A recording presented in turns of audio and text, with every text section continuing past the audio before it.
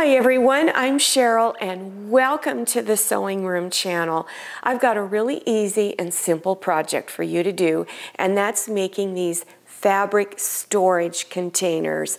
This one is size 5 by 6, 6 by 7, and 7 by 9. So let's get started. I'm going to be making the smaller basket in this demonstration. So if you want to make all three sizes, check below your YouTube screen for the size of fabric that you need to cut. They're all different amounts. For each of the baskets, you'll need at least a half a yard of fabric. You'll need 2 squares of either heavy iron-on interfacing or fusible fleece. It's whichever one you want to use. I've already cut my squares for that, and I needed to cut them 11 inches square. You'll also need 2 squares of fabric for the outside and then 2 squares of fabric for the lining. So these are the 2. I like to stack my fabrics and cut them all out at the same time. It saves time. So I'm going to use this acrylic ruler, and it would help if I put my glasses on, so I'm going to do that.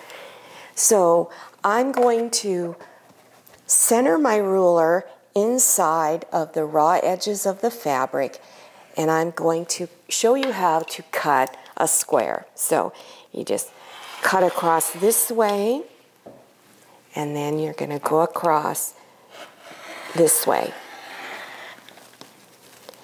Then lift your ruler up and then take this corner and move it around like this. And then place the 11-inch lines on your ruler. They're going this way and this way. Place it on the 2 previously cut edges. And once you got it lined up, take your time lining it up, and then you're going to cut your last 2 sides.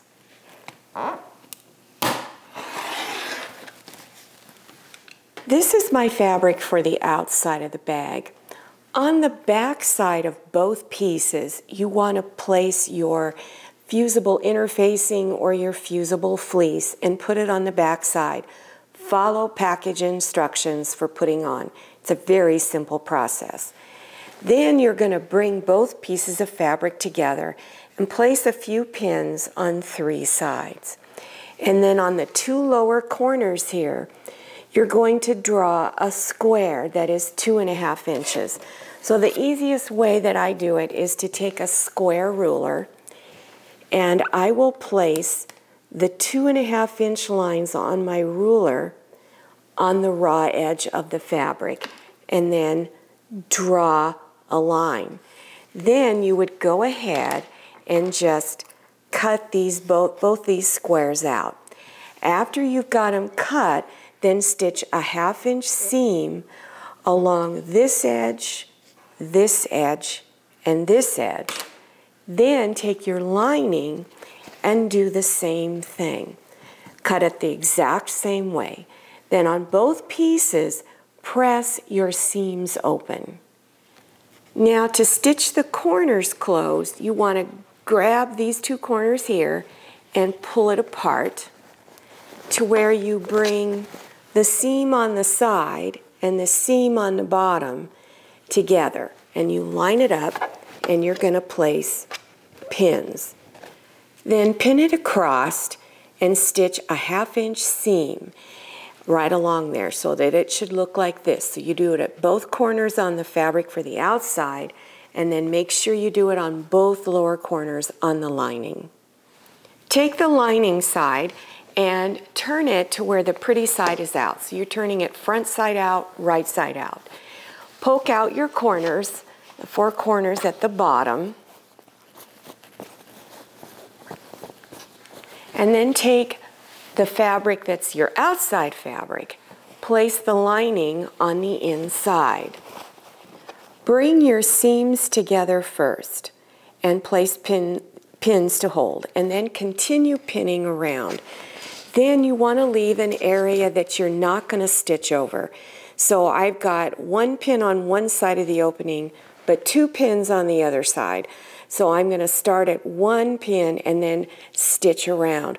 One of the easiest ways to stitch this, if you want to, if you have a case that goes around the arm of your sewing machine, you can remove it and slide this over and then stitch around the top, and it's real easy to turn your fabric. And you're going to stitch a 1/2 inch seam. Reach through the opening and pull the lining through that opening. And then continue to push the other fabric through the opening.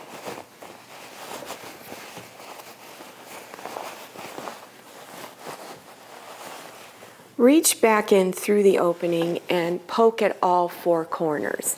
Then take the lining fabric and push it inside of the bag or the cube, fabric cube. You can do this next step any of 2 different ways. You can press this top edge to where your seam is nice and centered, or you can pin it. And then at your opening, you're going to fold those opening edges in 1/2 inch. Then stitch about 1/8 of an inch from the edge all the way around the top. The last step that I recommend that you do is to press the edges along the bottom. I will just take the tip of my iron and point it in and just press along here to give it its shape.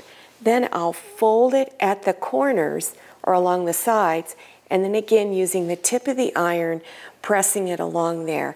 And this helps to give it its nice little boxy shape. One more thing I wanted to show you is I made this one using fat quarters, and there's 4 different fat quarters. There's 2 on the outside and 2 on the inside. So if you've got a lot of fat quarters and you can't figure out what to do with them, try using them on these baskets. Weren't these little basket cubes fun? I do hope you enjoyed this tutorial and that you do try making these if you already haven't done something like this. I really enjoy this type of project, and I do use these for storing a lot of my fabrics. Now make sure you follow me on Instagram and check out my Facebook page, and don't forget to look below your YouTube screen for video links to other beginner sewing projects. Thank you so much for watching. I'll see you next time, and happy sewing. I hope you enjoyed this video. If you did, please click on the thumbs up button. Don't forget to click on share to share this video with your friends. If you haven't subscribed yet, click on that red subscribe button down there in the lower right-hand corner of your screen. Don't forget to click on the bell. I'm Cheryl, and this is a lot of mayonnaise. See you next time, and happy sewing!